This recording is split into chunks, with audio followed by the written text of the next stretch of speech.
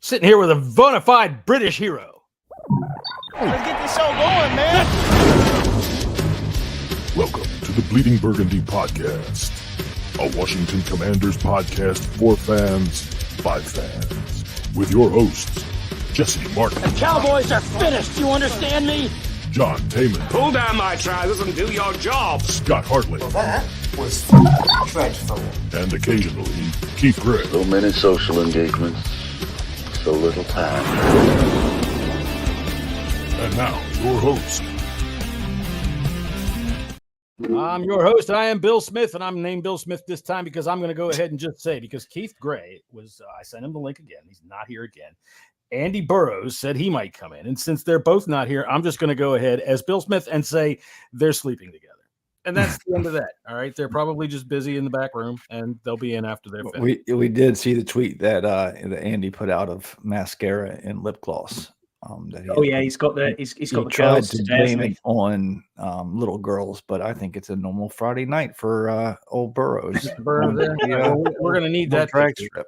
We're going to need that picture to go with this one. Hang on a second. I'll have to bring this back up. And, this is the quickest way. All right, everybody, ladies and gentlemen out there in podcast land, this is the first lesson on how to not keep people on your podcast. They will turn it off in a heartbeat if they see something like that. This was Keith's famous little, I fell asleep and my wife did this to me. Dude, I don't give a fuck. I have to be completely blitzed out of my goddamn head to lay there and let somebody paint on my lips and not know it. Facts. But I digress. Hey, man, it's the end of the Commander season. We made a big, gigantic, fat hire today, which I'm very excited about. But at the same time, I'm very excited because I'm a fan, and the only thing I'm going by is all the buzz that says that this guy is the guy that everybody would have wanted, except for, of course, Scouse. So, Andy, excuse me. Yes, what do you got to say about that? Yeah, I mean, it's listen, he was number one on everybody's radar. So great. I mean, yeah, it was a grand slam. I mean, I know there was multiple teams that were after him that wanted to at least interview him. He turned down interviews last year. He didn't turn down any interviews this year because he just didn't interview with anybody else yet, because we got him to him first. Right. And I think there's a lot of behind the scenes. I think there's a lot of misconceptions about, he turned down the Raiders. He turned down, the Panthers or whatever. But that was last year. I think that's what was reported this year as well, is that he did turn down jobs, and so did Ian Cunningham. Wouldn't you turn down the Panthers job? I mean, I would. This was last year. Yeah, it's last year. It's nobody had time to interview them. I think this is in the works. This has been in the works since. What are the rules governing coaching? I don't want to say lower level, but he was an assistant GM. What's the rules of poaching guys in the front office? None, as long as you go up. As long you can't. So I mean, there's no kind of criteria that says they have to be out of the playoff. Obviously not. No. Because he's not. It's not like he's a coach, and that's why there's different rules with GMs and front office personnel than they are with the coaching staff and stuff like that. But anyways, look, this was everybody's number one. Who knows what's going to happen?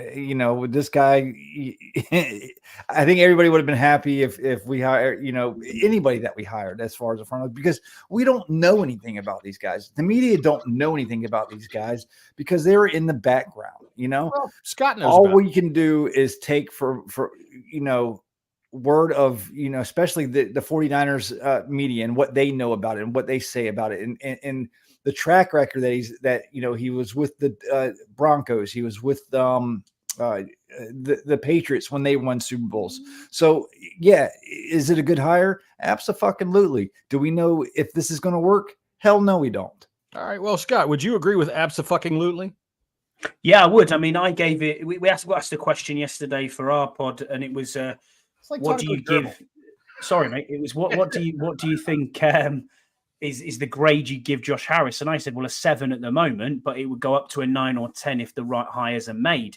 And, he's absolutely right with what he said in his press conference. I'll be swift but thorough. And that's exactly what's happened. 4 days to get this guy. 4 days. I mean, this is pretty this is pretty good going. From they've worked quickly. They've obviously paying him a boatload of cash, which is, totally acceptable. But from what I've seen and what I've read and what I've heard, he appears to be the right person for the right job at the right time. And you look around the NFL and you listen to insiders, you listen to what people are saying about surveys. He's very well respected and liked with agents as well.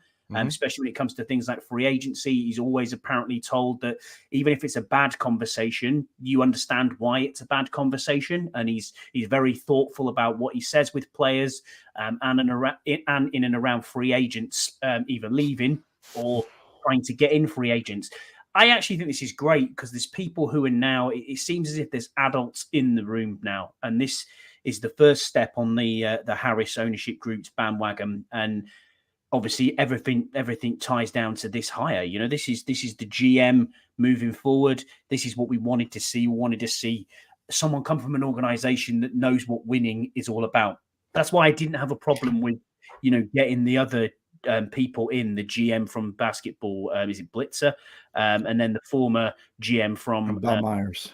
Bob Myers. Yeah, sorry, Bob Myers in. So he's obviously in, and the guy who was at the Minnesota Vikings as GM as well. If you're searching for talent, and you can get a group like that, because we have to remember Josh doesn't know football.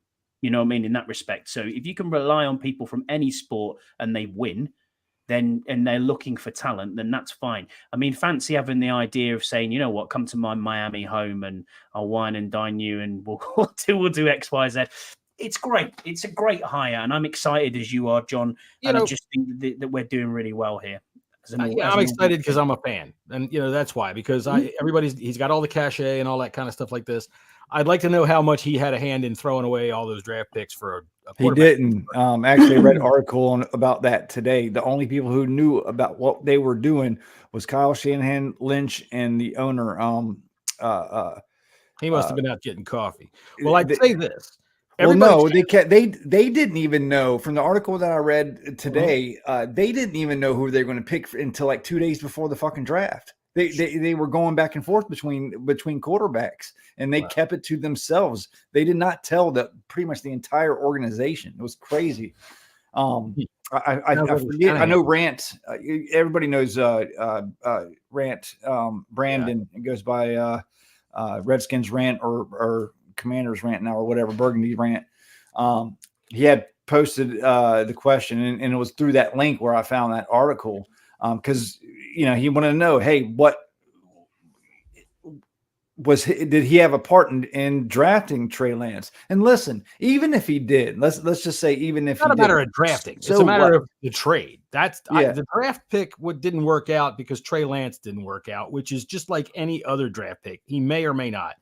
It's the how much they spent. The fact that they were able to still become what they are. Yes, that shows a hell. That's the point right there. What the hell they're doing, right? See, I'm more encouraged by Purdy doing what he's doing. Now, I also think that I think Kyle Shanahan has a big hand in why Purdy is able to play well as he does. That system works well for any quarterback. Kyle Shanahan. This was also in that article. Kyle Shanahan, it really only has to do with the first couple rounds of the draft. Everybody else is the scouts and all that stuff at the back end of the draft. So that's a plus. Purdy is a plus on the Peters side of your column, than anything else. Because Peters have extensive scouting, an extensive scouting background. Yeah, he does. There's the wind at the door and my dogs are barking. But look, for me, I just want to say this. This may not work. Right? No, people are you're right. Let me talk here a second. We had in our chat today, Max, my son, who's 27 years old, and has no idea what the world was like before freaking Norv Turner, right? And then Dan Snyder. And he's talking about how he's nervous about it.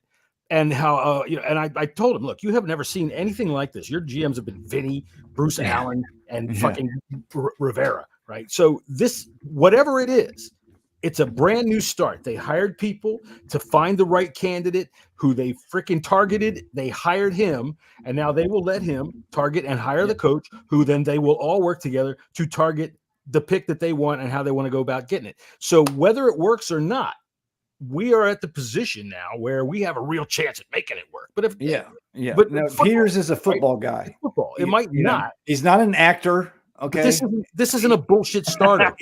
He's right? He's not an actor like Vinny Serrato was. He's not a fucking a financial guy. He is a football guy. His upbringing is in the scouting world, right? And then he worked his way up from there. Right. So yes, there is a chance of this, and sometimes we forget that a lot of these fans weren't around in the Casterly days and the Beathard days and stuff like that. So they don't. All they know is shit, you know. Beathard made some mistakes. Sure, listen. He's going to make mistakes. That's the thing. What I was trying to say is not that everybody cool your jets. It's not that. It's that no matter what happens, we're at a genesis point, which you rarely get. You know, and everything from the ground up. The one thing that I'm kind of disappointed in is he has been announced now for, I'd say, about 7 or 8 hours, and I still haven't heard of any of these worthless assistant coaches getting fired. They will do, and I'm pretty certain that obviously the issue we have got here. I mean, job titles is semantics. Obviously, they're reporting it as the general manager, but we already have a general manager in place. So I think once he's in place, they'll evaluate who's there, get rid and move him back in, because they initially obviously said it's the head of football operations. Now, I'm going to give you my impression of Martin Mayhew's afternoon. Ready? This is Martin Mayhew's afternoon. Ready? The files for A through G are over here, sir, and right over here is where we keep the physical forms. Right. So, well, listen, from the report saying that Mayhew's going to be offered a different job in the organization. Now, you remember Mayhew and Peters worked together in San Francisco. Whatever. I guess. You know, I don't have any ill will towards Martin Mayhew, but a lot of people talk about how he's done this and he's done that. But I also believe he was also the general manager of the 0-16 Detroit Lions in 2000. Well, look, hey, speaking of Martin Mayhew, no matter what, work across your screen. What Scotty said earlier, of all the surveys and stuff like that, the adults in the room, guess what? We said the same thing about Martin Mayhew and Ron Rivera when they came. That's why I said I'm excited because I'm a fan. I'm a fan. Yeah, exactly. It is an exciting time for the fan base. It's great. It seems like this was the best out of the bunch, and you know, they brought Ian Cunningham along for, you know, basically if they couldn't work it out with Peters, it was going to be Cunningham, you know, and that's fine. But Peters was their guy from the beginning, and it's been their guy since they brought on Myers from the Warriors to come on. It's I think it was probably contract wise. If they couldn't work out a contract with Peters, they were going to go with Ian Cunningham. Mm-hmm. That's what I'm thinking. Well, here's the thing I'm thinking about that. Fucking cares. We got Peters. But what's really cool about this whole situation is those are the top 2 candidates out of all the GM jobs, and they both wanted to come work here. Well, that's it, Jesse. I mean, let's look at it from the outset, and we look at it before Ron's tenure. Okay, it's a coach-centric approach as the general manager, if you like. No one was queuing around the block to come and work for Dan Snyder. No one was queuing around the block to say, oh, this is an exciting time to come in the off season. I can pretty much guarantee you now, we've got our pick of GMs. We'll have our pick of who the head coaching people are, the offensive minds, the defensive minds. There's people wanting to come here now. And that's the thing. I'm with Big Ray here. I've only been genuinely had my colours to the mast since 2011. So looking at that, I have known nothing but dysfunction when I've been a fan. Absolutely nothing. I've never seen winning. So it's exciting for me as a fan. That's why I'm saying there's adults in the room now. We have to look at what Josh Harris has done in the past at his previous sports teams as well, and how he works it. Hiring Eugene Shen, great hire. He wants to go down the analytic approach. No problem at all with that. Don't be surprised if we get some sort of capologist coming in from somewhere. There was talk of a female who works in the NFL head office at the minute for Roger Goodell. She's a big talk of her being hired. And is that a female of this species there, Scott? Female of the species, yeah. She's going to come in and do a job. And then looking at it, honestly, though, this is what I mean about culture change and about having the right people in the organization. This is culture change. Right? Yeah, of course it is. Or not, but that's what I was saying. This is an actual genesis point. All right. Mm-hmm. So yeah, all of the excitement is 100% warranted. We're at a point where everything is new. we're going to have our guy go find the coach. He's going to find the coach that fits what he's going to do. They're going to target who they want. They're going to pull in who they want, which we all are thinking it's going to be the offensive coordinator from the Lions. And they're going to go get their quarterback. And at that point, you at least have a chance to say, all right, I saw them try it. I saw them give it a shot. Yeah. Right. But this is being a football fan. I've been a football fan for a long time, and I've seen this happen one time almost. All right. When Bobby Beathard came here, he hired Joe Gibbs away from the San Diego Chargers, and Joe Gibbs didn't get to pick his own quarterback. They brought Joe Theismann along and handed it to him. So that's this is close as it's been. Go on, Jesse. You go, mate. Sorry. No, I just wanted to shout out my guy, Big Ray. We've been having a good conversation in the DMs, and appreciate you in the chat. You know, I met him probably Scott 2 G, years watch the ago. snow, bro. Sorry, Scott G's heading out. So watch the snow, dude. It's a big storm. Yeah. Be careful, Scott. I met Big Ray at a Ravens game. I think it was a preseason. We were sitting in the suites. But we've been having a good conversation talking about the first and second pick in the draft and what we're going to do, what the Bears are going to do. So we appreciate you being in on the chat, and welcome, because I think it's your first time chatting with us. I know you said you've been following us for a long time, so we appreciate you being here, buddy. We had a big Absolutely. J, yeah, but never a big Ray. So that's good. Look, I'll tell you what. Adam Peters, it says here, Scott G put it in here before he ran off into the fields of North Dakota. Adam Peters, in 21 years with the Patriots, Broncos, and 49ers, 3 Super Bowl wins, 6 conference championships, 13 division titles. You know, when you're around winners, you learn how to win. Yeah. And that is a very big positive. Whether anybody can say, oh, hell, he was a low level, this or that, whatever. You learn how to win. Yeah. I mean, he hasn't got where he's been for nothing. You know, he's everywhere he's gone, he's gone up in the food chain, and now it's time for him to make his bread right now. He's here, he's a top guy, and everything goes through him, and this is what we need, man. This is definitely what we need, and we've been hoping for a long time. We deserve it.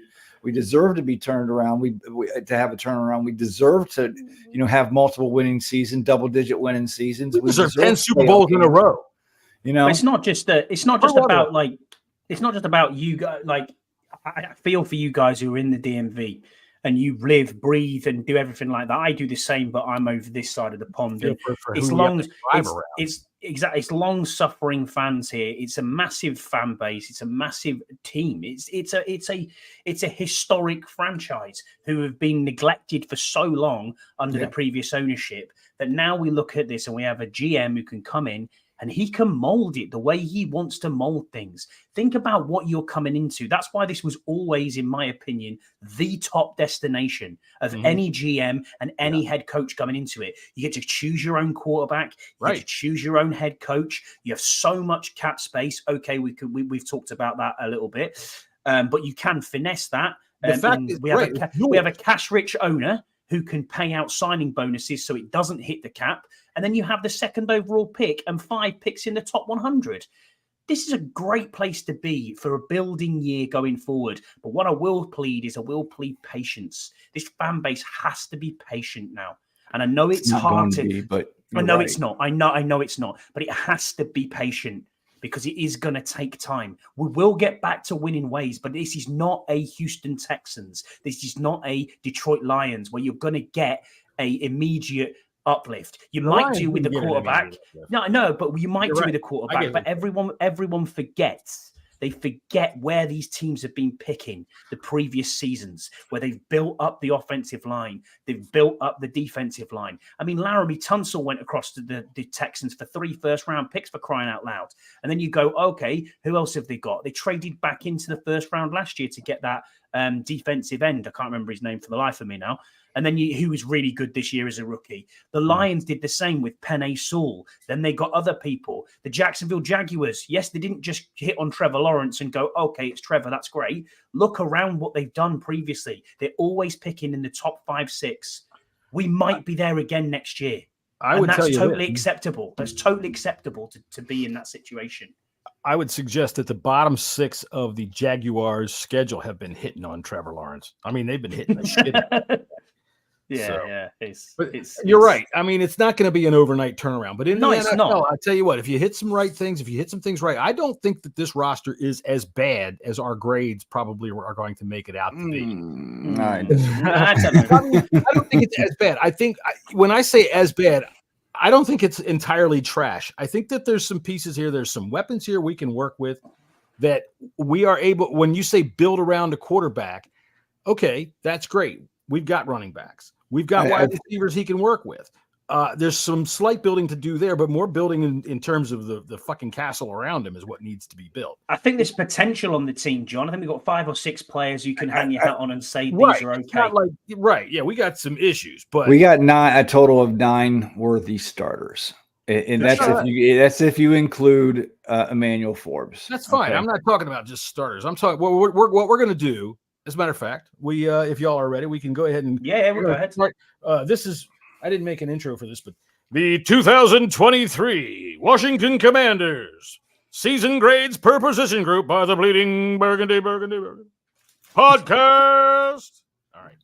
So enough of that. You should do boxing announcers, John. That's what you should be doing. I can't. That guy will sue the shit out of you. Do you know that? And his brother sounds like a moron.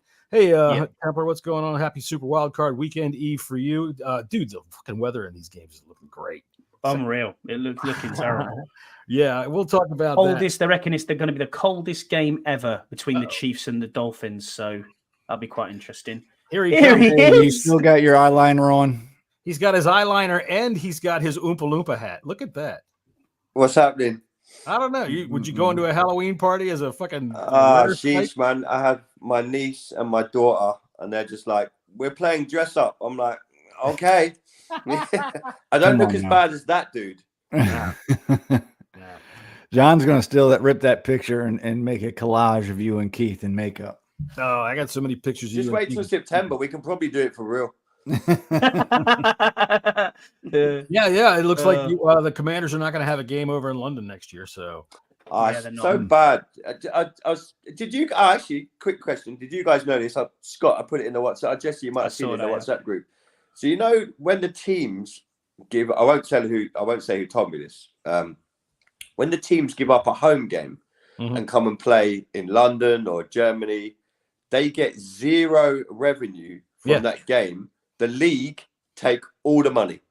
That's fucked up. No wonder none of them want to do it. Why does Jacksonville go over there all the time? Because they've got a separate deal with Wembley Stadium. Because they own 50% of Wembley Stadium. Okay, Con owns Wembley.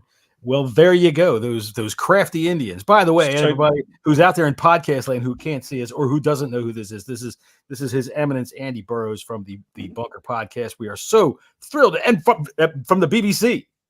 Andy Burrows from the okay, we can't say that, but here he is, our friend from across the pond, Andy Burrows, radio broadcaster Andy Burrows, right from the Nelson Mandela Estates. Are you talking about the British broadcast? So or are you talking about big animals and horses? Yeah, I'm digging that show, man. I like it. Although now we're all off track. But what the fuck? The episode I watched the other day where they go to Florida, dude, watching them try to play Americans is like painful. Just probably that's probably that's one of their least favorite episodes. I don't know why they've done that. But you're talking about Love Island. I don't even know what you're talking about. No, it's you don't need to. You can just stick with your true romance novels. It's a British staple. But anyway, right, we're on another level. Anyway. So what we're getting ready to do here, Andy, is we're going to give grades per position group for the Washington Commanders for this year, and we might as well start right here on the offense with the offensive line. Go ahead, Jesse. C. A C. Okay. I got Cosme's an A. I know we're going to break down everybody. I think the center and guard play was a D. I'll give Leno a C and Cosme an F. And I think if you kind of pull that all together, Wiley. Wiley. I mean, Wiley and F. I know what you meant. And I'm going off of all the how the all the analytics grade them, and they're in the middle. So I think C minus somewhere around there. C is correct. There you go. Yeah. All right, go ahead, Scotty. What do you got for the offensive line? Yeah, I got him as a D, slightly down. I think the nice. I think the the Wiley trade, trading for Wiley or signing him as a free agent and bringing him across. He graded out with PFF and other grading as a mid-tabled right tackle, and the same happened for Leno, but neither of them could stay healthy. Not for me. Them two. I think we've probably got a couple of pieces. Maybe it would have been a C or a C plus, possibly, if you put Stromberg in there and he was fit, but we don't know how that's going to work out. I don't know, but I think we can build around that. We've probably got two pieces moving into next season. Probably two guards. But Cosme was a definite A. He was, in my opinion, the best player on this entire team. Yeah. Cosme's one of the best guards in the league. Graded out as one of the best guards in the league. Cosme played it well. I don't put much into PFF grades because look, man, you can tell me that Wiley played as an okay tackle this year, and I think we're yawning a lot, Mr. PFF, because it does not pass the fucking eye test. Well, not just going off of PFF, the SIS, Ben Baldwin, and ESPNs. There's multiple grades out there that they grade per position and per player, and they seem to align pretty well. That the offensive line wasn't as bad as it seemed. I think, well, not the line, but individually, like Wiley, if they're going to say he's a middling, we will fight in the parking lot. All of those names, I'll meet you outside. Andy, what about yours? Give me your grade for the offensive line this year.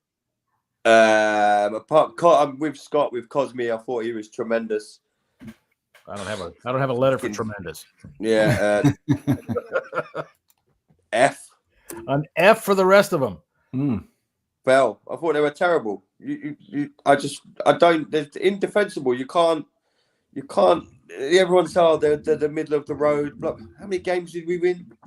And let's not all blame on the offensive line. Yeah, it's not. But it's for much as for the stick that Sam Howell has taken, and a lot of other players have taken, and we say it week after week, season after season. To have a good football team, you've got to protect your prize asset. If you can't protect your prize asset, you won't have a good football team.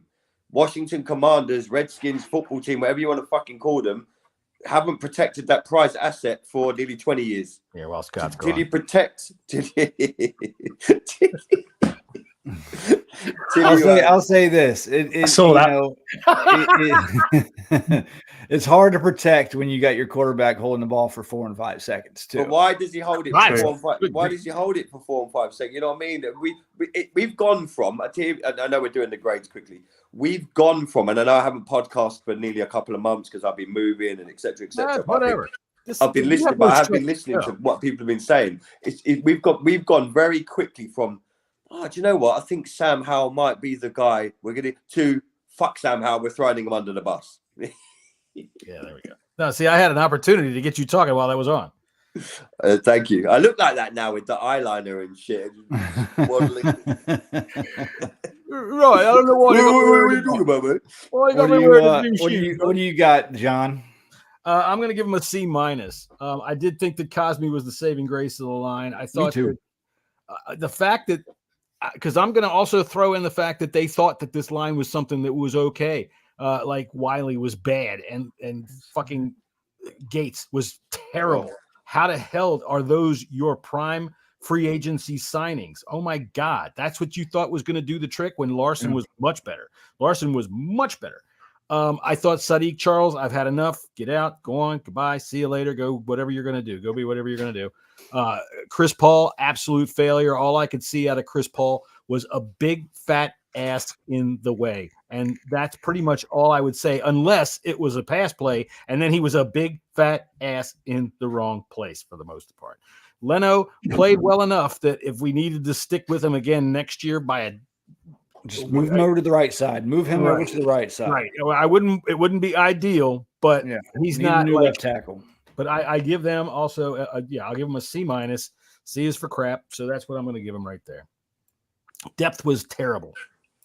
All right. You want to do quarterbacks, Nick? Nope. We're going to do tight ends. We're going to go on the list. Oh, God. All right. Yeah. We'll do everything. What do you want to do? You got 30 tight ends. Yeah, tight ends. You know, I mean, it's.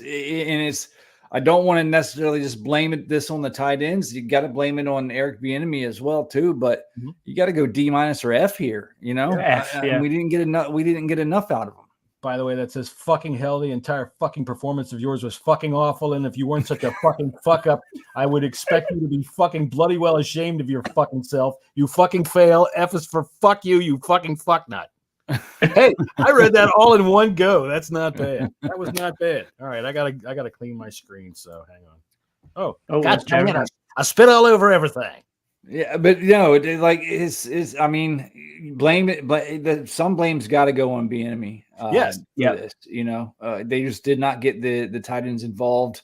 And I'm sure we're going to give out coaching grades, but this is a failure when we thought our tight end room was going to be a little bit better because of the experience with Travis Kelce and the play calling over there in Kansas City. I mean, we didn't expect Travis Kelce to come out of this group, but we expected a little bit more from the tight ends this year, and we didn't get it.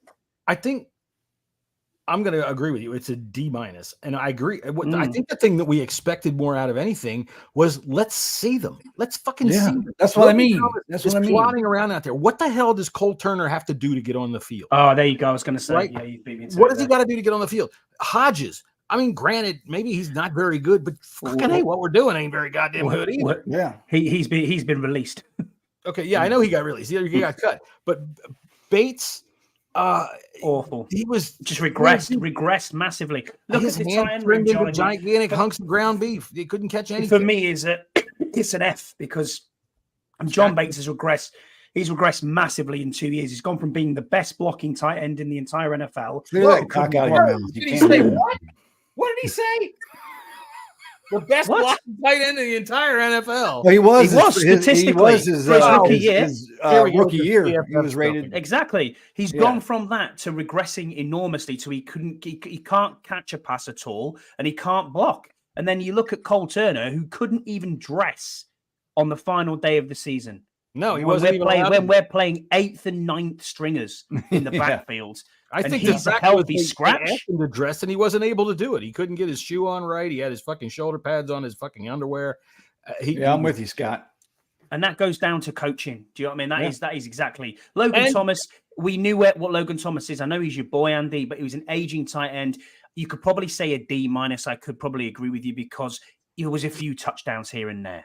But for me, it's an F. I just don't think we saw anything in this tight end room at all. I think we need to totally overhaul the entire tight end room, which is going to be very tough. I think you're right. Go ahead, we do got to remember too, Marnie Rogers, really coming on in the offseason and in training camp until he got hurt. So maybe that played a little bit of a role in it, but still there's no excuses to be had for what we saw this year on the tight end room. Burrows, what you got? Yeah, please, Burrows, because otherwise I'll keep going. I'm kind of with what you guys said, F easily, but I'm kind of what Jesse said earlier. I've watched back a lot of film and games recently. I don't know why. I fucking must be putting myself through torture.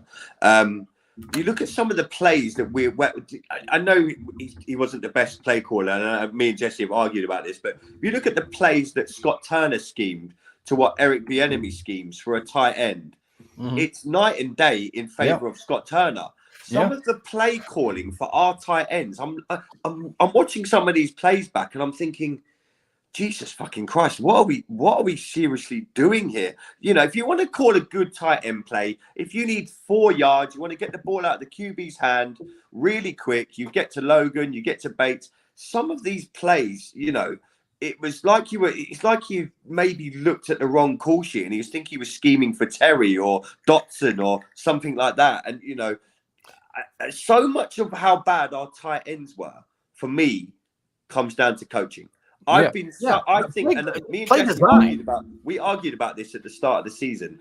I've been more let down from the hype that was Eric Bieniemy to where I am now with Eric Bieniemy. I fucking hope he isn't here next season. No, I hope so. I hope he's not here by tomorrow. I firmly believe this. We would have had a better offense this season if we had Scott Turner calling plays. Yeah, but you wouldn't have been great. You tweet yesterday that you wanted Jay Gruden back. Listen, we'll get to that in a second. Right now, I'd have taken the jolly fucking green giant over as a play caller. Fuck yeah, this is what a good play caller. Jerk off. We were balling under him. Coach. the thing with me about the tight ends is when you say it boils down to Eric Bieniemy not being able to scheme things, you're right. Because when you look at the Chiefs, all right, which is where he supposedly did all his teeth breaking, their tight ends have the ball in space and are moving. They're running, right? Yeah. Our tight end was really short yardage this year. He was good in the red zone. You know, you got to give Logan Thomas that. He's got freaking big ass brass balls. Yeah. That dude will go across. But how many times did we get to like 3rd and 3 and we were trying to go like 15 yards for Terry or Dotson? No, and you're like, you're right. You're like, what are you doing?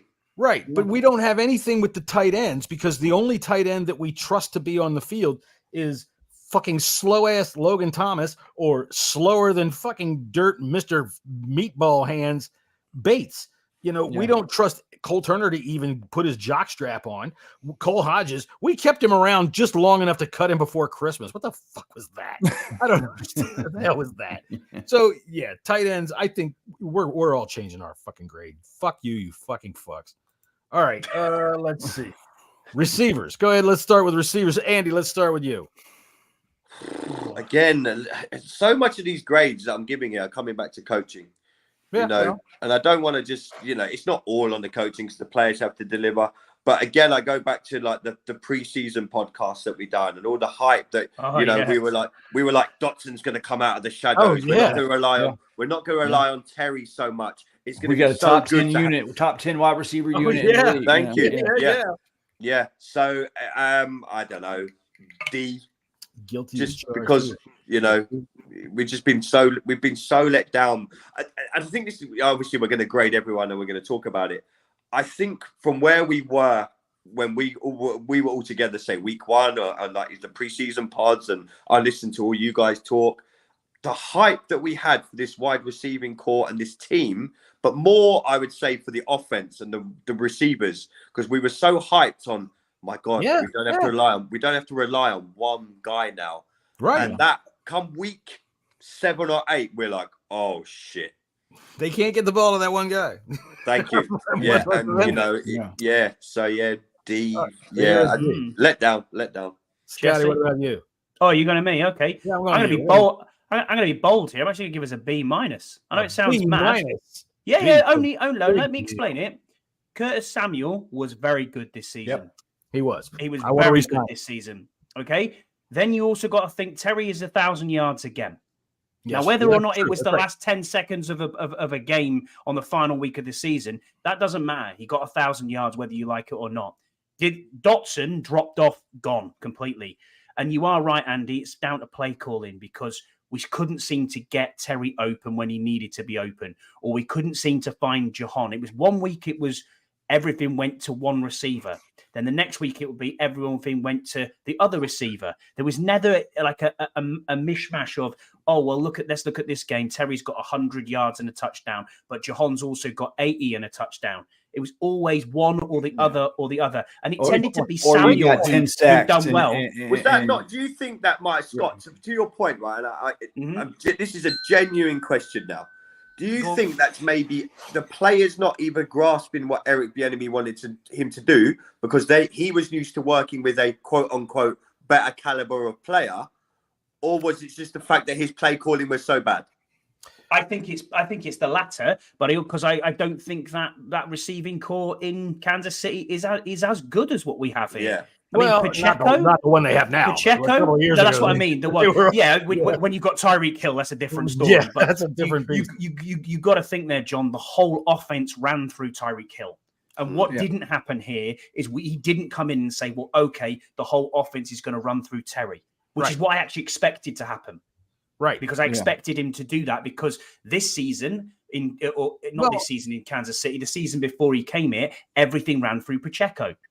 So you either ran through one way or the other. Predicated on that fucking Patrick Mahomes could make fucking dream pies out of nothing. All right. That's the thing. Patrick Mahomes is a wizard. All right. And we saw how many times this year did we say, is Bieniemy relying on the wizard factor? Why isn't this shit happening?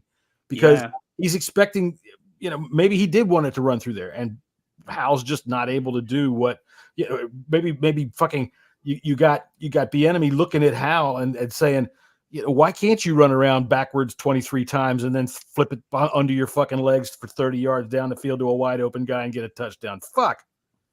Why can't you do that? Maybe Yam's got a point there, and I might drop it down to a C because he's right saying, you remember back in the games when we were like, Sam is him, the ball was being spread, we had 9 different guys receiving. Right. He's right. I mean, Byron Pringle, is that Diami Brown? I mean, the depth is abysmal. And I like Byron Pringle. Look at the hype that we all had. Look at the hype we all had for Byron Pringle when he come out. No, he was a 5th receiver. Yeah, that's what he played. And he did all right. And look, it's not like we had to go down. Version of fucking Byron Pringle is awesome. We didn't have to go down to our depth because all of our receivers stayed healthy. So we really didn't get to see how well our if we needed that depth, how well was it? The facts of the matter are this. I'm going to give this a C-, and it's not on the receivers. Okay, it's not on the receivers. Again, This is on play calling and scheming. Mm-hmm. When you have receivers that are 3 yards from each other and their routes, that is a fucking issue. Okay, this happened. Their spacing was off on almost every fucking pass play there was. Also, when you have a quarterback that gets beat down and gets afraid to pull that trigger and doesn't trust his receivers, doesn't trust Terry McLaurin. Terry McLaurin is a contested catcher. Terry McLaurin has never been about making space for himself, or he is a go up and get you type receiver. When you have a quarterback that won't throw those balls to him, how much can you fault the receiver for that? You can't really. No, but the times he threw it to him too short. I'm talking about let the deep ball go, did he, John? That's the thing. He didn't want to let the deep ball go. I'm giving this grade as how did the receivers do as a whole in the scheme, and that's why I'm giving it a C-. If I'm grading just the receivers themselves, I'm giving them a B because that's why we've seen what they can do in a competent passing game. Passing game last year. You say what you want about Turner, but he can scheme open some fucking receivers and some tight ends. We saw that all last year. This year, sorry, we didn't. Someone's peeling bananas rapidly. He's fucking fucking boy Turner today. I'll tell you. I'm going to echo practically everything you said. You gave him a C-. I'm going to go ahead and give him a C because of what I just kind of average between the plays, the play calling, the play design, and the receivers themselves. I don't think Dotson did himself any favors. He dropped quite a few passes, and second-year slump, John. Yeah, I hope so. In the last game, they targeted him a couple times. Yeah. He made a couple of nice plays. He's got good hands. I just hope that he's able to mentally get over what all that was.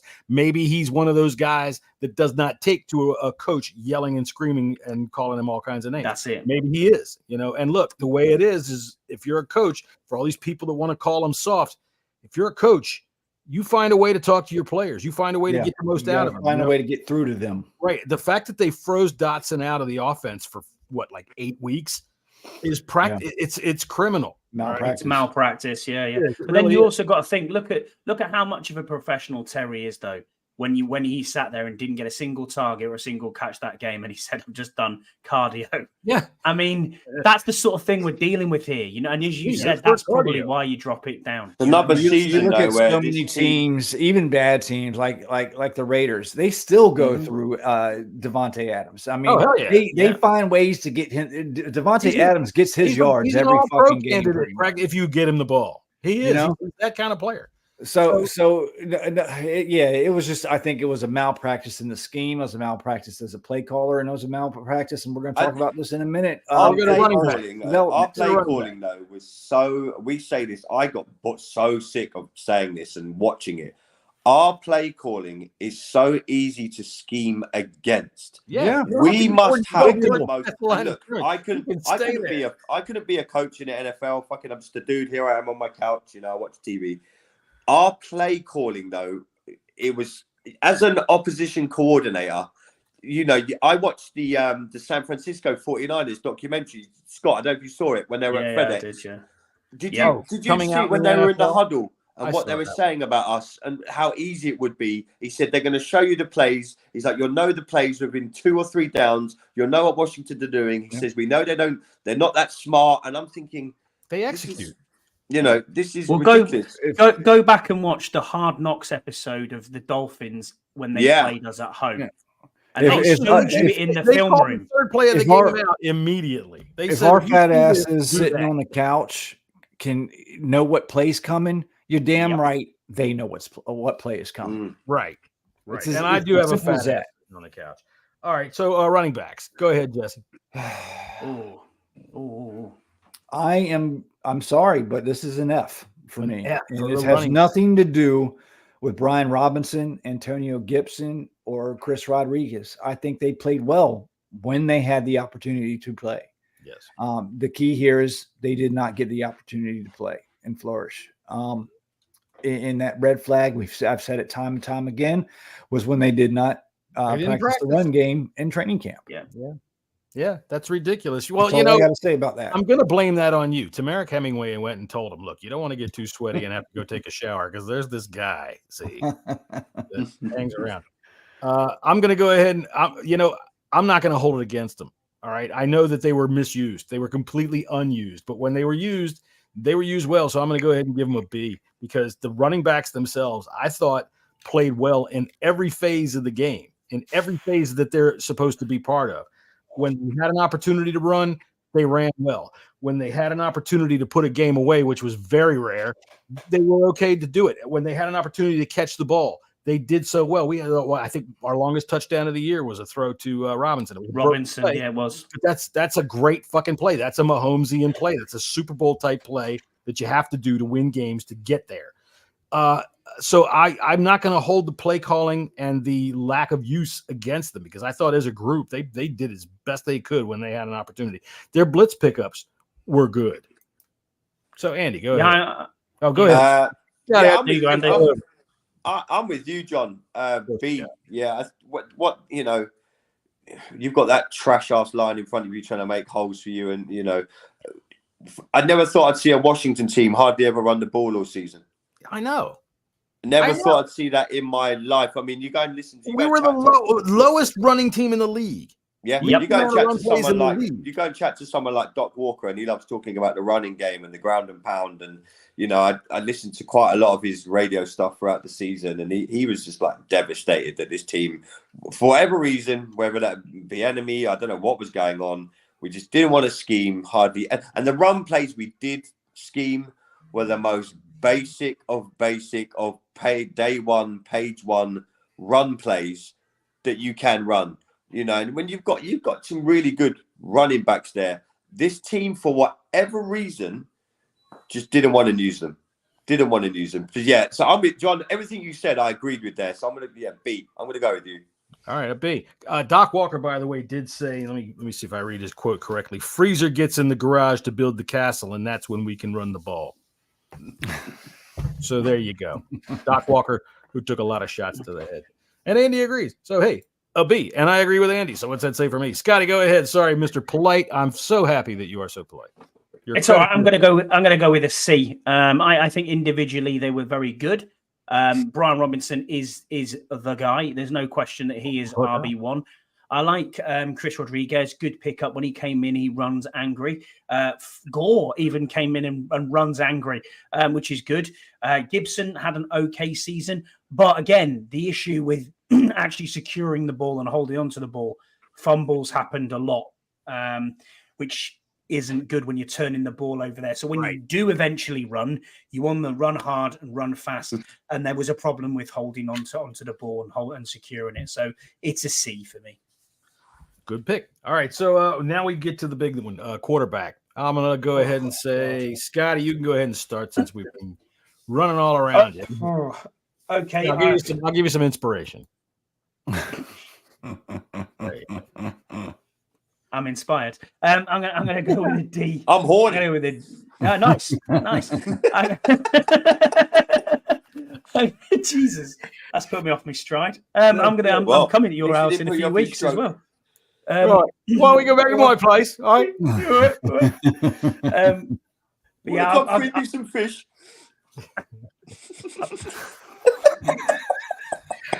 All right. Out of context, People are being ridiculous. with Andy Burrows. Yeah, nice. I'm gonna go with a D here. I want it to be higher. I was all in on Sam for a long time. Yep. And then I just started to think this last 6 weeks, it was just like, actually, this is not the Sam Howell we thought we were getting. This is on Sam. Something just went in his head. His confidence completely was devoid of any idea. It just looked like a broken man in this system.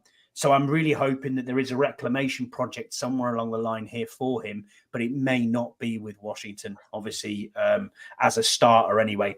As a spot starter, he's probably going to have a good career holding the clipboard, in and around the NFL. I mean, people have made a living out of it, and fair play to him. I hope he does well, but he just isn't the guy. Jacoby Brissett came in and proved that if you've got a few inches more on height and you're an experienced guy and you understand systems, you can win in this league. Unfortunately, we did have to take Sam as a rookie this year in a rookie season. I mean, people are coming out with all sorts on X saying, he's got better stats than Peyton Manning. I mean, that's ridiculous. It's not the same. Ridiculous. It's not the same situation. No, it's not. So yeah, D for me. For being somebody who's old, let me tell you, people that think this shit about Peyton Manning and want to try to compare him to Sam Howell. For first things, Sit down and shut the fuck up. Shut up! Shut up! Sit the fuck down and shut up! Shut up and sit down. Will you shut up? Just sit your ass down here and shut up. For all you dumbass little kids that think that every goddamn year there's a generational talent, oh my God, this guy is the most generational talent we've seen since last year. Peyton Manning was, okay? He was. I've been watching football for 50 years. I can't remember a guy who came out of college that was so perfectly chosen to be exactly what he was than him. He turned into exactly what they expected him to be. His first season, if you are old enough to remember it rather than just looking at Pro Football Reference and going, oh, dang, them dang numbers are close. He threw interceptions because he was taking chances in games where they were fucking rolling. All right. He was trying to win games. They weren't very good. They were about as good as we were. But it was a completely different set. You didn't see it. And Peyton Manning ended up being exactly what everybody knew he was going to be. He was. I think the next one after Peyton on generational talents that we can think about is probably Andrew Luck. And then that's it. That didn't work. But he didn't achieve that. He didn't get there. He didn't. He was expected to be. All right. And Tom Brady is, but nobody thought he was. Right. I'm talking about the ones that we all say he's going to be the guy. Peyton Manning was that fucking guy. He was every bit that guy. But for every NFL insider that says this guy is going to be the best thing since sliced bread, I give you Mitch Trubisky. I give you Josh Rosen. I give you Malik Willis. I mean, fucking hell. I'm turning the door away. Does it end? You ain't giving me that trash. All right. So we were talking about. Go ahead, Andy. Quarterbacks, Jesse. Oh, see, we're all off on the same page here, Mr. Other co-host. Go ahead, Burroughs. D, but I kind of feel bad for Sam. I know, and I'm trying to figure out how to word this because I was with you guys. I've got my Sam Howell jersey. I had it on at the first game. I wore it, Yeah. Well, but you do that though. That's but I feel that as much as he's let us down in parts, and he did play some really dumbass plays.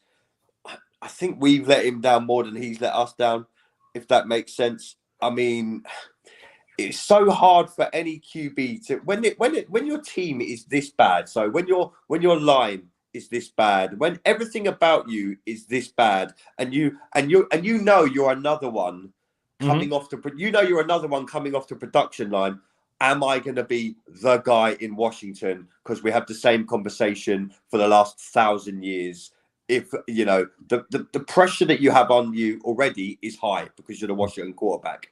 Then you throw into into the mix that you are a quote unquote rookie. And he wasn't a rookie. He was. He played 2 fucking games at the end of last season. One game. He played 1 game and he played okay. And we were all jumping. Oh my God, the second coming of RG3. No, we all got excited. So I think we let him down. I think we let him down as much as he let us down. And unfortunately, I just hope now, all being well, this time next season we shouldn't be. I'm going to knock on wood. We should not be having this fucking conversation. I will tell you this. In my studies back in college, I learned about art history, and there were paintings that go back to the Renaissance discussing the then Redskins quarterback issues. So you're right. It goes back 1,000 years easily. Go ahead, Jesse. What's your grade? I'm gonna have to go F here, and it's not all on Sam Howell either. Would you like to read that? No, I don't. Yeah, I remember asking. I asked you guys. I was on the bunker, and when I was, and I asked Burrows and Scouse, "Are you?" When he went through that stretch where he was playing really well, are you guys sold on this kid yet? And a lot of y'all said yes.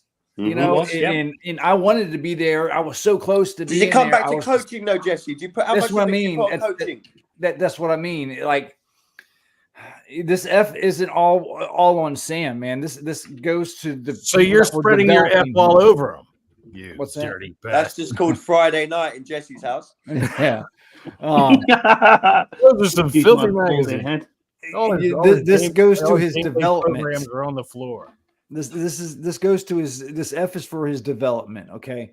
Again, you're basically a rookie. And you're trying to develop this kid, and you call 55 pass plays in a row. You're calling 60 pass plays in a the least game. Number of running plays in the league. Which was really interesting. There was a stat that came up, and it was Tony Wheat, and shout out to Tony for bringing this stat up. He looks at whoever this analytical stat came from. They discount the first 2 minutes of every game, so it's the 28 minutes of the half that they look at. We were 68% in passing against every other team. We were 68% more passes than every other team, which was first in the NFL. First. Yeah, and that's what I mean. That's exactly what Jesse, I'm saying. How better do you think he would have done under Scott Turner than Eric Bieniemy? I think it would have been loads better because Scott Turner would 5,000 yards. He wouldn't have called fucking 55 pass games. Scott Turner knew how to run the ball, even though his play calling wasn't the best in the red zone. But outside the red zone, Scott knew when to run the ball. I mean, some of his plays were a little bit redundant and kind of predictable, but at least he ran the ball. Okay. And at least he called plays that he thought Taylor could make, even though Taylor was as limited as he was. I just think he would have got protected better. Okay. We can say all we want about how bad this offensive line was. And no, they were not great, but the facts remain, they gave him time. A lot of the time they gave him, more than 3-4 seconds to throw the ball, but he elected to hold on to it. He would run into sacks and or break away from a clean pocket and run out. But the good Sam, in this, what I think made some people think Bieniemy's offense was good is the broken plays. He would make really good plays off of broken plays. We just didn't see that enough, and we didn't. The coaches just did not help him develop the way that he should have been, because we've seen the talent that this kid had. We saw that stretch where he was really good against the Eagles both time, against the Seahawks. The kid's got talent. He was just ruined. Well, I'll tell you what. I'm going to give you something here real quick. First off, mine on the quarterbacks is a C, and that's because it's a quarterback as a whole. No, quarterbacks as a whole. Sam, no good. D-. But I thought Jacoby Brissett as a leader and as a mentor picks up some of the slack. So as a group, I think that he did well enough to keep Sam at least somewhat centered. He's okay. I don't think he's broken. I think that what we've seen after this year is that he is a top-notch backup, low-end starter, tops. He's not the guy. But Logan Paulson said on the podcast that he's on with Craig Hoffman, take command, yeah. Typically what it takes for when they say they got film on a guy is not one game. It takes about 6, 7, 8 weeks. And when you look at his season, after about 6, 7, 8 weeks, defenses started to be able to shut him down. And he was able to get those broken plays, and he was able to make things happen because things would open up a little bit. We did see piss poor offensive design with receivers bunching up all season long.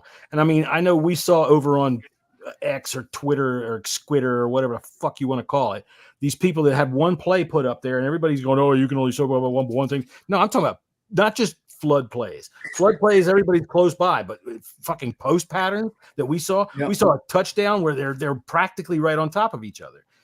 There was piss poor design in a lot of things. And in terms of quarterback play, you're right, they didn't develop him, but I don't think you can't develop him into much more. All right.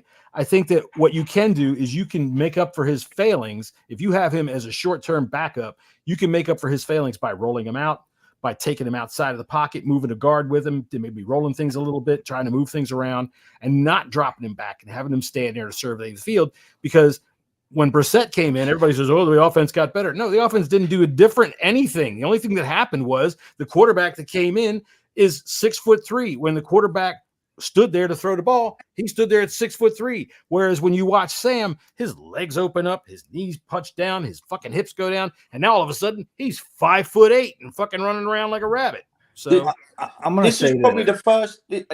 This is probably though the enemy. This is the first time he's had to coach a quarterback. Because you don't have to coach the other one. Yeah. You don't have to coach Mahomes. Yeah, that's what. Do it. No, but that's what I'm saying. Yeah. He's come from somewhere where he's literally gone, I've got one of the greatest QBs that's probably going to ever play the game. He's now coming to Washington, where quarterback is like the dreaded word in DC and for all us Washington fans.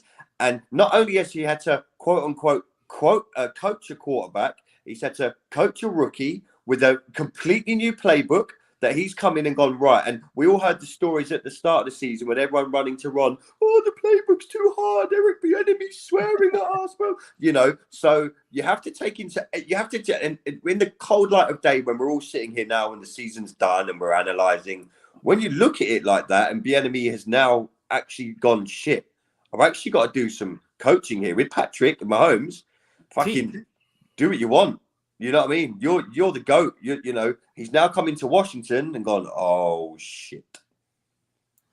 Well, I see what you're saying. I'm not going to give Bieniemy that excuse. You know, I think as a experienced coach in this league, he should know like what he needed to do to develop a young quarterback. You know, I mean, you don't take 5 and 7 step drops when you don't have a top tier offensive line over and over and over again. You know, you don't not practice the run game in training camp. You know, you don't try to fucking nice John.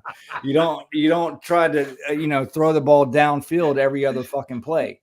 There's ways to mitigate smaller quarterbacks, or there's ways to scheme around teams like what the New York Giants was doing. You go away from the screen game when the teams are blitzing the hell out of you, and the screen game just totally disappears.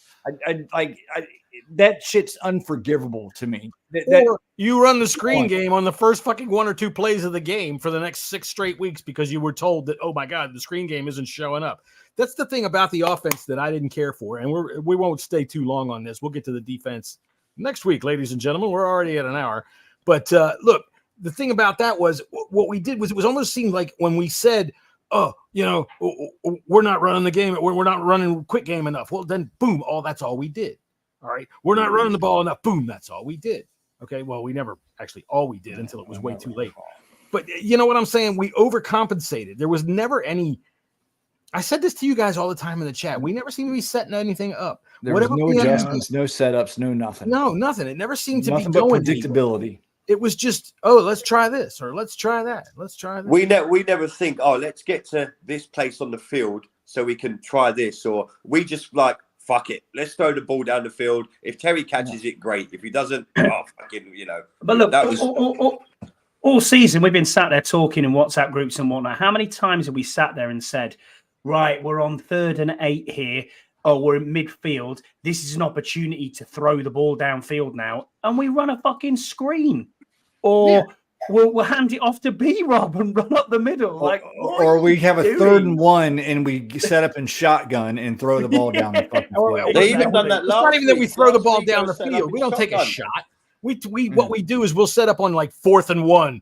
We'll set up a shotgun and we'll try to throw a 4-yard pass when everybody is like 2 yards from the line of scrimmage. Yeah. God damn it. What are you doing? Shotgun, empty set, and you got 2 inches to go. It's like, come the fuck on, man. Like, the fact of the matter is this. If I am Peters, I am taking Eric Bieniemy into my office at 8 a.m. tomorrow morning, and I am showing him running a screen to fucking Diami Brown at the 1-yard line on 2nd and goal. And I go, you're fired.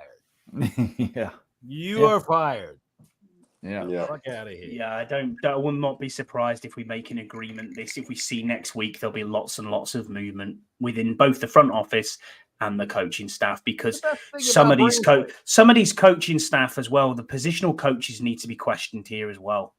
You know what I mean? It's not just about there's gonna be a whole new coaching staff. Yeah, the tweet that Andy was alluding to yesterday or a couple days ago was this: if we were to hire a defensive-minded coach, I would definitely bring Jay Gruden into it for an interview. For an offensive coordinator position. Hey, you know, we got guys getting open all the dang time. You can't deny he's a good offense coordinator. We were balling under his offense. Yeah, he had our best offense. He kept getting hurt. Everybody got hurt when he was. But that's not Jay. It's not the coach's fault. No, I know it's not. It's not his fault. He just was so snake bit. It was ridiculous. Yeah. No, but he's a good coordinator, man. He really, man. Yeah, you know what I mean? Guard. On guard. All right, now we know who's going to do our fucking Jay Gruden impression when we do get him back. So, Jesse, you're on par. All right. Well, okay. It's up to you guys. I can either say goodbye because, Scott's getting antsy over there. He's like, oh, no. I look, it's only Monday that I got a problem with because I've got work. It's Friday. Right. I don't care. Okay, let's rock and roll it. All right, well then, fuck it. Let's go to the defense. Defense should be easy. I mean, seriously, fucking easy. It's an F. It's an F throughout. Yeah. Dumb. Is there any other fucking thing? Defense say? Z. Right, unless a Z. There you go. You get him. I'll say this. I'll say first half of the year, the defensive line would have got a D for me because of Jason Montez. But after they left, we got zero pressure. F. Fucking hell, that entire fucking performance of yours was fucking awful. And if you weren't such a fucking fuck up, I'd expect you to be fucking bloody well ashamed of your fucking self. You fucking fail. F is for fuck you, you fucking fuck nut. I mean, honestly though, look at that defense and look at the middle. Look at the D line and what happened with that D line. Jonathan Allen did nothing but whinge for the last 6 weeks of the season. Don't put that on Twitter, bro. And then you've got I don't give a fuck. I hope he gets traded. Honestly, that guy's a fucking bum for me. Lead by example and show me what you're about. Don't just fucking sit there and go, we're going to do this. We're going to win. We're going to win. We're going to do this. The culture's bad. We've got to change the culture. I'm not interested. Fuck up and make a tackle. You're the culture. Get yourself on the radio and keep chatting to shit on the radio because I'm not interested in what you've got to say anymore. That's the best place for him is the fucking radio. I'd tell you what. And you've got Jerome Payne, who's dropped off massively. He's gone from 12 and a half sacks to what did he get in this season? 6? Half the production? Yeah. Well, I mean, I think he would have gotten more. He would have gotten more of Chase and Montez. Agreed. But Montez Sweat was the sack leader for 2 teams in the NFL. That's not just say enough. Yeah. I think that says right there that 2 teams in the NFL fucking suck on the defensive line. Probably. Right there. And I agree. An F on the defensive line. There was a massive letdown. I can't stand it when players say, I just want to go, the culture want to win. Dude, you are the culture. You were brought here to win. You are the ones that are failing. Don't tell me you want to go someplace else. All that tells me is you want to go someplace else where they've already done the fucking hard work that you failed to do. That's why you're here. And John Allen, I don't want to trade him. I want him to do what he was brought here to do. He was the cornerstone. He was the first pick of this fucking build. And I don't want to hear any more nonsense. There's none left. If there's any cryptic shit to be said, man, I just wish things were better some ways, some guys, fine. That shit should all be gone. All of those guys should be fucking gone, right? No more genuine bullshit. Genuine question here, though. If he does get traded, which has been talked about, what do you take for him as a pick? I'd accept a third. So yeah, I'd accept anything anyone gave us. Just wouldn't get more than a fourth. Yeah, because of the contract, you're not going to get much out of that either. You ain't going to get much for him. Take a third or fourth.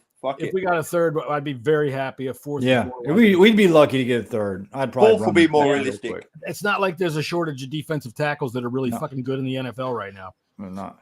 All right. Just the problem is if we lose, we do trade him. That's just another hole we got to fucking fill. Of course it is. No, I get that. But then what about Fedarian Mathis, who was this vaunted?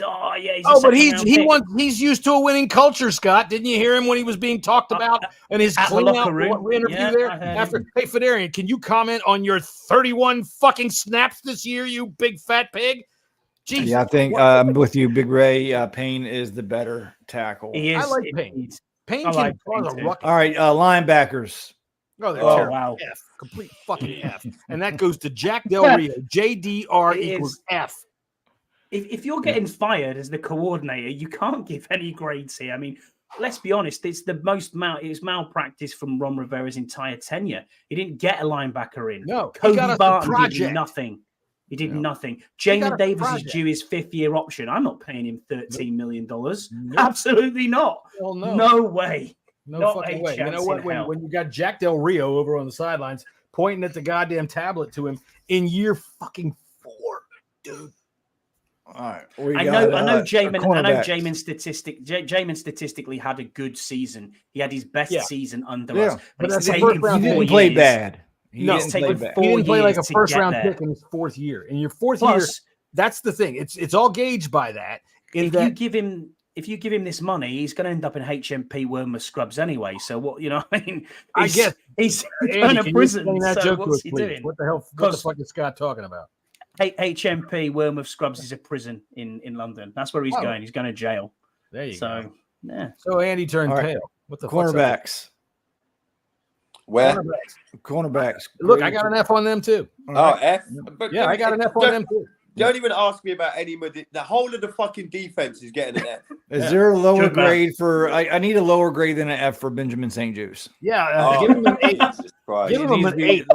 What's lower than an F? How about a 0? Can we grade him a 0? You can give him a fucking 0. terrible. But he's Canadian. It's got to be a Z. He's Canadian. I mean, there is signs of life there. I mean, Quan Martin turned up the last few games. He's going to be okay. We hope. We don't know what's going on with Defoe. Cam Curl. Up and down. Up and down. He's the lower safety. But he is a good player. Since we're talking about safeties, we're all agreed. I'm cornerbacks are an F, right? Safeties too. Look, I tell you what. We rely on low round draft picks to play better than they should be, and our defensive safety backfield is filled with 4th, 5th, and 6th round picks. Right? We know Derek Forrest went out, but Derek Forrest wasn't playing good before he went out. No, he wasn't. He was getting beat up. But I also wonder, because you see a play like I think it was against the Cowboys early on in the season. No, it could have been. I think it was against the Bears. It was against the Bears where he gets sucked in, and the announcer on Monday Night Football even said, "Oh, look, he gets sucked in." He gets sucked in because fucking Cody Barton doesn't know what to do, and the guy that's running in the goddamn on the seam is running free. So he steps in, and then the ball goes over his head. So Defoe, I'm not sold, man. I'm not sold. We don't have anybody back there that's got the credentials to say that they're going to be as good as they can be. We've seen it in streaks. I need to see it enough. This is why these teams have you seen enough out of them to pay any of them? Cam Curl was expecting at the beginning. At this time last year, we were thinking Cam Curl's going to get a payday. Yeah, right? I'm sorry. If we, it's got to be modest payday. It's not a big one. Not we shouldn't offer him what he wants. Not what he was worth this time last year. Contract, but I wouldn't offer him more than $9-10 million a year. Well, you're a cheapskate. Like they were saying about this on the radio today. That's what I just said. This team is still 3 to 4 drafts away from even being close to where we want to be. This, Jessy, I think you said it a good few months ago now. Literally now, you need to rip up this entire organization, and it's going to be shit for us as fans because I think we're probably have to go through.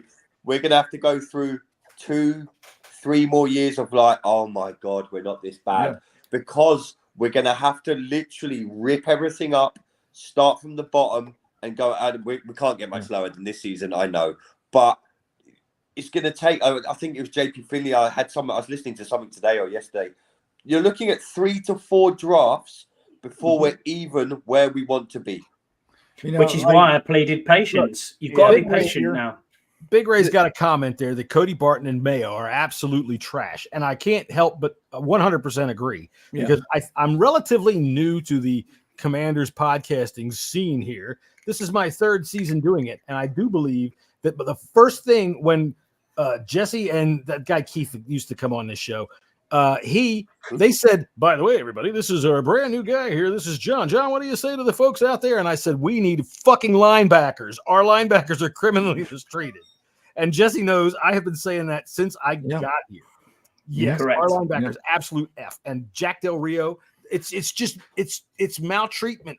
I don't know how they could have possibly looked at anything. Dude, we watched Warner, right? Just trash our offense. Warner, unbelievable. You look at these defenses, man, and you're trying to tell me that the linebacker is becoming an obsolete position, and that they have these hybrids and whatnot. Get the fuck out of here, man. Luckily, we got the guy that helped bring the players like Fred Warner into the league.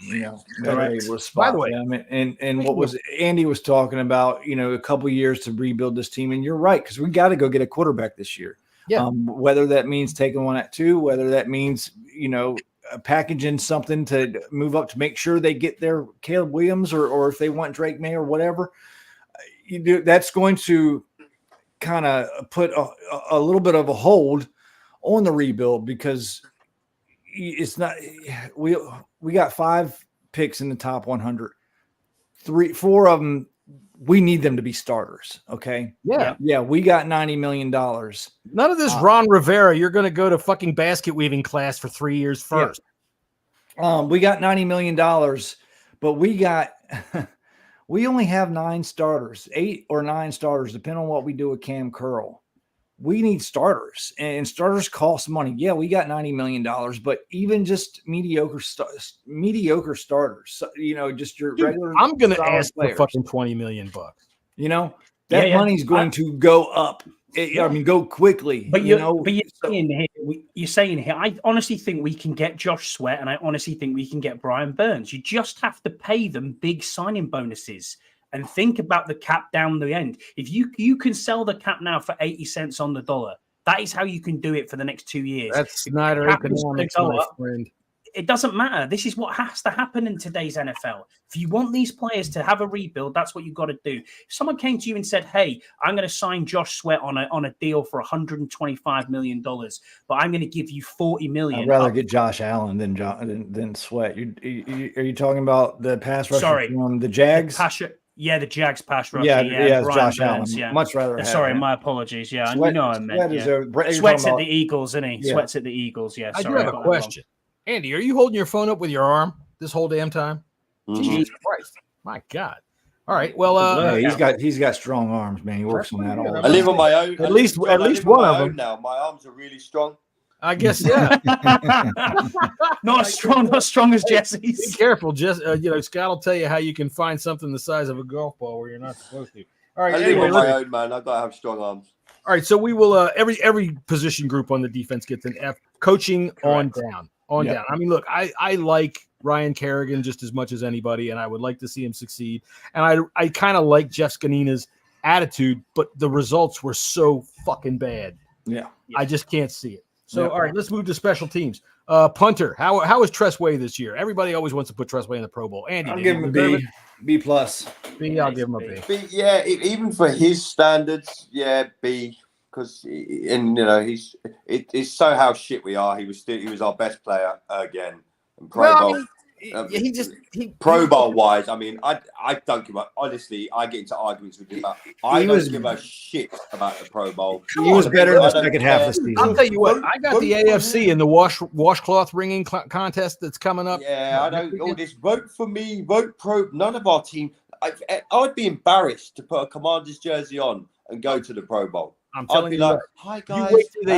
Wait till the Sandcastle competition comes up. I'm really sorry I'm here. I play for the Washington Commanders. Tell you what, when they start playing fucking wiffle ball, you'll be all, ooh, look at that.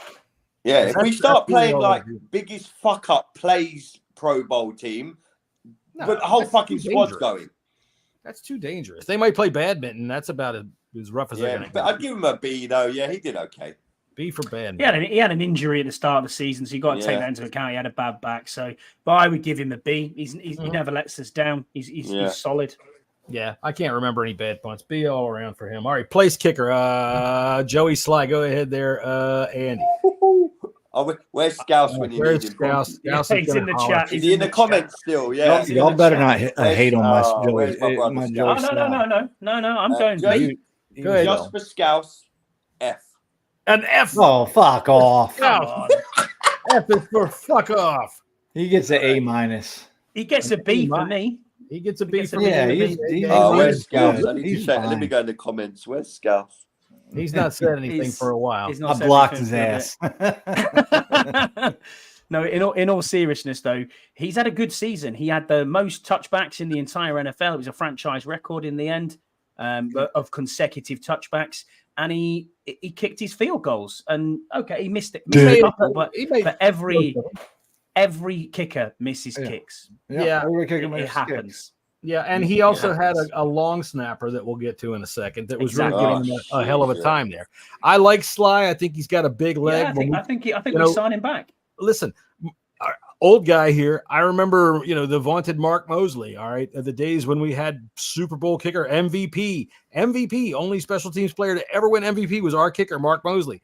And that dude definitely missed his share of kicks. The best thing about Mark Mosley is 53-yard field goal in the fucking rain with the game on the line. That dude could come in and hit it. So can Sly, and he's done it. That's what I like about Sly. Yeah. He kicked a 61-yard field goal this year. I give him a goddamn B, and only I give him a B is because he did miss a couple, and whether you like, Cheeseman or not, that's no. You lot being generous. I think he's shit. You think he's absolute shit. All right, so nuts. Y'all think he's shit. He's good. One of the better kickers in the league. Oh, he's not. Man. He's not one of the better kickers in the league. This is getting all y'all Sly jerseys, motherfucker. This is how bad this team is. You lot fucking think Joey Sly is a good kicker.